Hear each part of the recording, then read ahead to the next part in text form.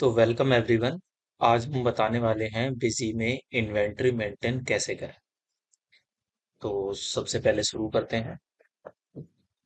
सबसे पहले हम बिजी पे डबल क्लिक करेंगे तो ये हमारा ओपन हो जाएगा। उसके बाद ओके करेंगे।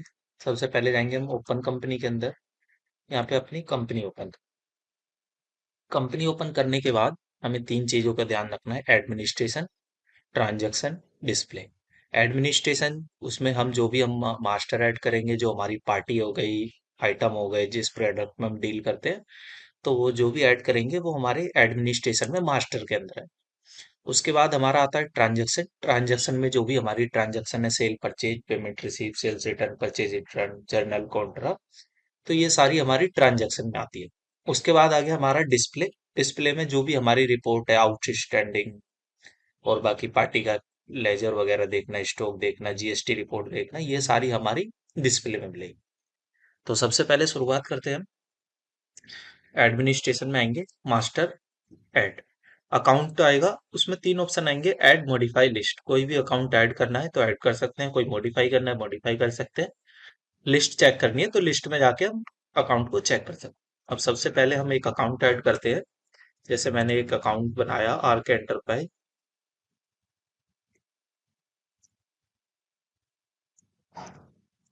आर्क।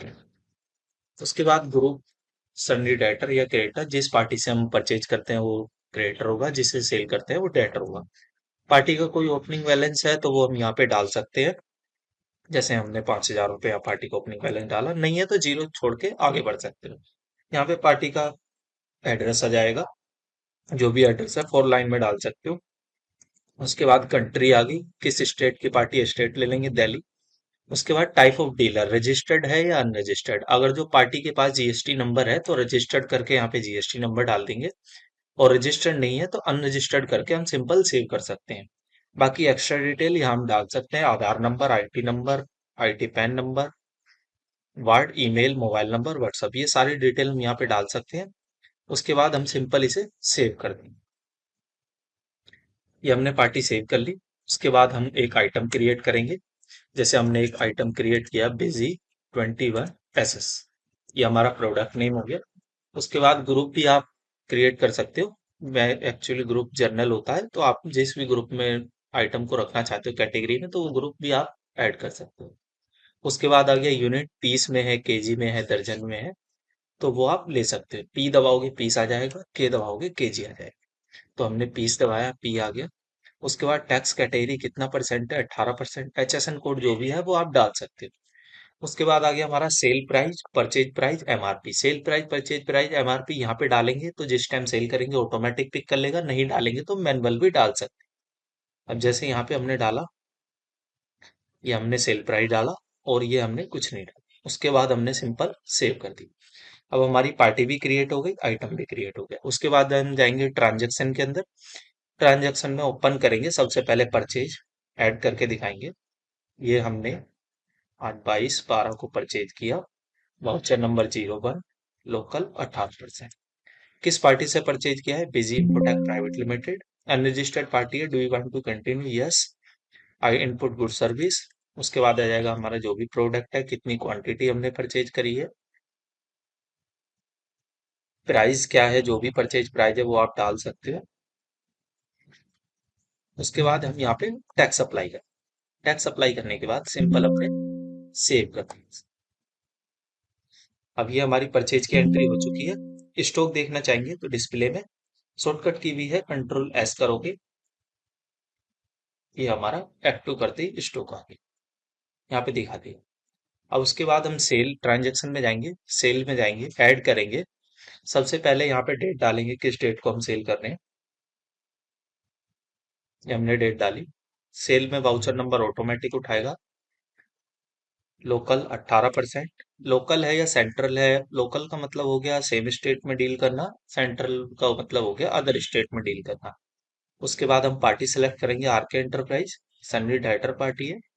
उसके बाद क्या प्रोडक्ट बेचा है, कितनी क्वांटिटी, तो रेट इसने ऑटोमेटिक उठा लिया, हमने परचे आइटम के अंदर डाला हुआ था तो ऑटोमेटिक उठा लिया। चेंज करना चाहो यहाँ पे चेंज भी कर सकते हो। उसके बाद आपने कोई डिस्काउंट दिया है तो डिस्काउंट डाल सकते हो, जैसे डिस्काउंट दिया हमने 10%। उसके बाद F4 करके टैक्स अप्लाई करोगे तो टैक्स अप्लाई हो, सिंपल सेव करोगे। ओके। प्रिंट सेल्स इनवॉइस तो प्रिंट भी निकाल सकते हो, यहाँ पे काफी फॉर्मेट है। जैसे मैं आपको एक प्रिंट प्रीव्यू निकाल के दिखा देता हूँ। ये इस तरीके से आपका बिल आ जाए। अब हमें लेजर चेक करना है, वो कैसे करेंगे? शॉर्टकट की है Ctrl L। यहाँ पे हमने पार्टी का नाम डाला RK एंटरप्राइज। ये पार्टी का लेजर आ 22/12/2024। Type sale, voucher number cell.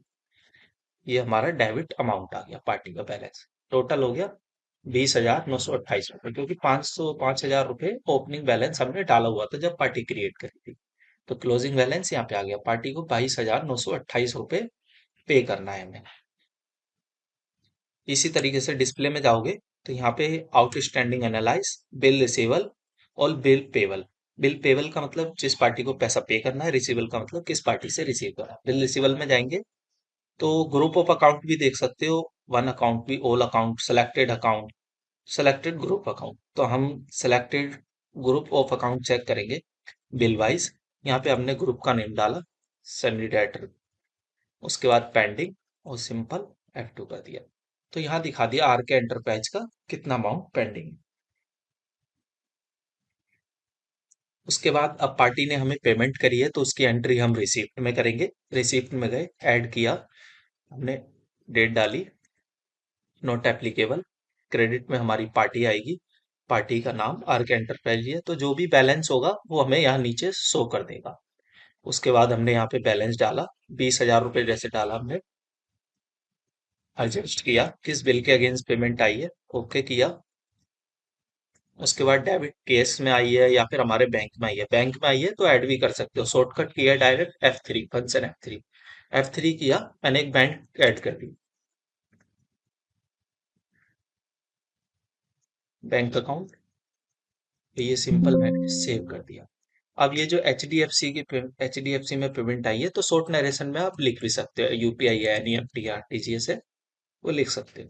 Okay किया। अब मैं पार्टी का लेजर देखूंगा Ctrl L से, RK एंटरप्राइज, तो यहाँ पे दिखा देगी टोटल पेमेंट थी 20,928.994।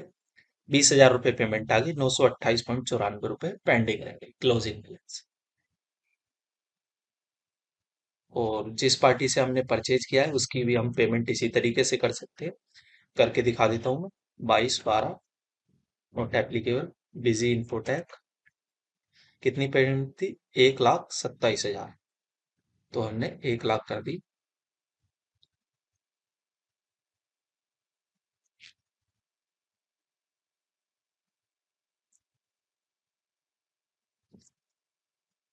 HDFC बैंक से करिए या कैश करिए, कैश करिए तो कैश लिख देंगे, सिंपल सेव कर दिया।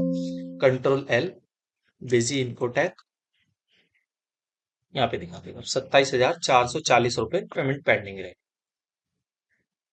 तो आज के लिए इतना ही, बाकी नेक्स्ट वीडियो में आपको और बताया जाएगा। धन्यवाद।